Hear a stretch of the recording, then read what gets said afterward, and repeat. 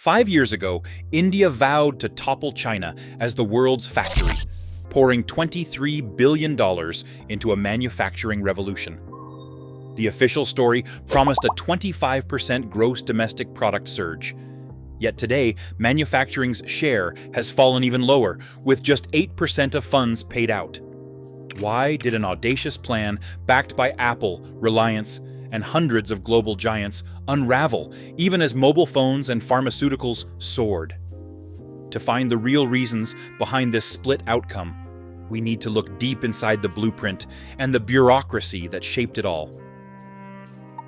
In the spring of 2020, as factories across the globe stood still and supply chains snapped, India announced a plan that dwarfed anything in its manufacturing history. The government pledged 1.97 lakh crore rupees, about $23 billion, across 14 industries, from electronics and pharmaceuticals to steel, textiles, and solar panels. The promise was clear. By 2025, manufacturing would make up a quarter of India's entire economy, up from just over 15% before the pandemic. The production-linked incentive scheme, called PLY, would pay cash rewards to companies for every extra unit made in India. The target was to turn the country into the world's next great manufacturing powerhouse, a direct competitor to China. The timing seemed perfect. With the world searching for alternatives to Chinese factories, India's vast workforce, English-speaking engineers, and business-friendly policies became a global selling point. More than 750 firms signed on, including Apple's key supplier, Foxconn, and Indian giants like Reliance Industries. The government promised that this new approach, linking incentives to actual production, would finally break the cycle of underperformance that had haunted earlier Make in India efforts. The ambition was not subtle. India wanted to seize the China Plus One moment, lure global supply chains, and push its manufacturing sector into the spotlight. For a brief moment, the world watched as India staked its claim. Billions on the table, and a bold new vision for economic transformation. Claiming a payout under the production-linked incentive scheme was never a matter of simply hitting a target and collecting a check. Each company faced a gauntlet of paperwork and verification that stretched for months.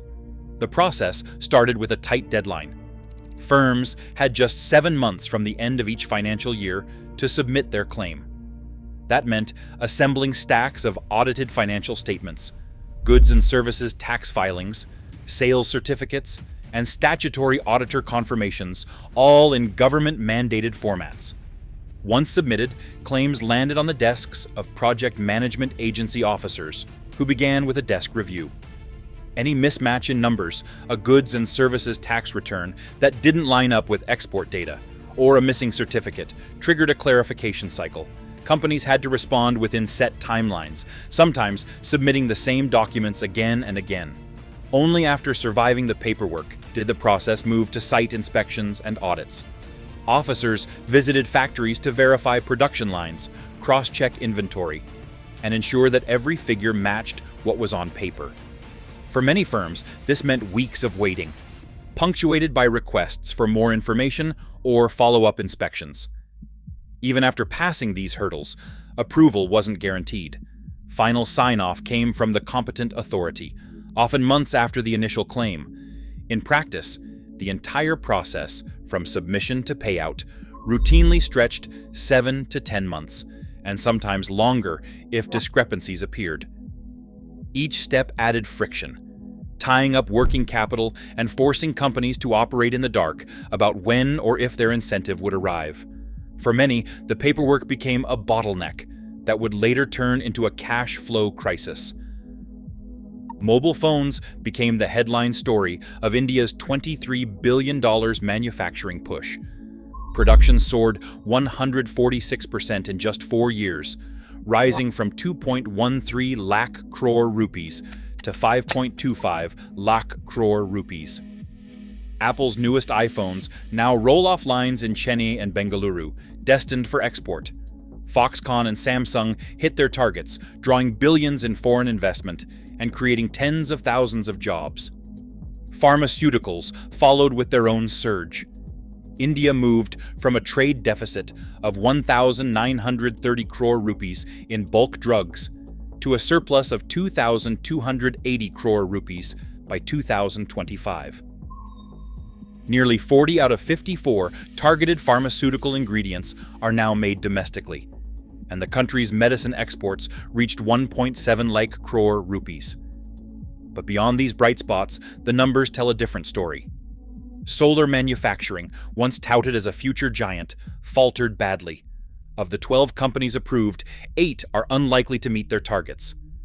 Reliance reached only half its goal. Adani never ordered the necessary equipment, and JSW's project stalled before it began. In steel, 14 out of 58 approved projects were withdrawn or dropped due to lack of progress. Across all sectors, production value reached only $151.93 billion by October 2024, just 37% of the original target. Less than 8% of the promised incentives were paid out, with nearly all of that money concentrated in mobile phones and pharmaceuticals. The rest of the industries, from textiles to batteries, struggled to get off the ground or simply never started. The gap between winners and stragglers grew wider each year, raising hard questions about why some sectors thrived while others barely moved. Trade expert Biswajit Dar summed up the disappointment with a blunt warning. He said India might have missed its moment. For Dar and many others, the numbers told only half the story. The real problem ran deeper. The process designed to prevent fraud and ensure accountability ended up strangling the very growth it was meant to unleash. Companies that hit their production targets waited months, sometimes over a year, for their promised payouts. The delays were not just bureaucratic headaches, they created a cash flow drought that forced firms to slow expansion, delay investments, or even halt operations altogether. An official involved in the scheme's rollout described the problem simply. They said excessive red tape and bureaucratic caution continued to stymie the scheme's effectiveness. Each claim triggered a chain reaction of reviews, clarifications, and audits, stretching the time between achievement and reward until the incentive lost its meaning. The impact was visible in the numbers. By October 2024, less than 8% of the $23 billion in incentives had been paid out. Nearly all of that, 94%, went to just 2 sectors, mobile phones and pharmaceuticals. For everyone else, the promise of government support was little more than a distant hope. The result was a 2-speed system. In mobile phones and pharmaceuticals, where the process moved faster and the ecosystem was more mature, companies could plan and build with confidence. In other sectors, the incentive pipeline dried up before it reached the factory floor. The production-linked incentive scheme, designed as a great equalizer, became a case study in how bureaucracy can turn ambition into inertia. India's trade deficit with China in 2024 to 2025 was $99.2 billion, a new record, even as the production-linked incentive scheme wound down. Imports of electronics, chemicals, and machinery from China continued to climb, outpacing any gains from domestic manufacturing. The Economic Survey for 2024 put it bluntly: if India wants to scale up, it must connect to China's supply chain, not stand apart from it. In October 2024, during the BRICS summit in Kazan, Prime Minister Modi and President Xi Jinping met for the first time since border tensions flared. Their joint statement called for India and China to act as partners, not rivals, in regional development. For policymakers in Delhi, the message was clear. Competing head-to-head with China was no longer realistic. Instead, the path forward would require a new approach, one that accepted interdependence and looked for ways to plug Indian factories into the global system, even if that meant importing more from China in the short term. As the production-linked incentive scheme winds down, policymakers are drawing up a new playbook. Instead of waiting for companies to rack up sales and navigate months of paperwork, the government is considering a simpler path, reimbursing a portion of the upfront investment when factories are built. This model, already common in Southeast Asia, would allow manufacturers to recover costs sooner. removing the long lag between production and payout that crippled earlier efforts.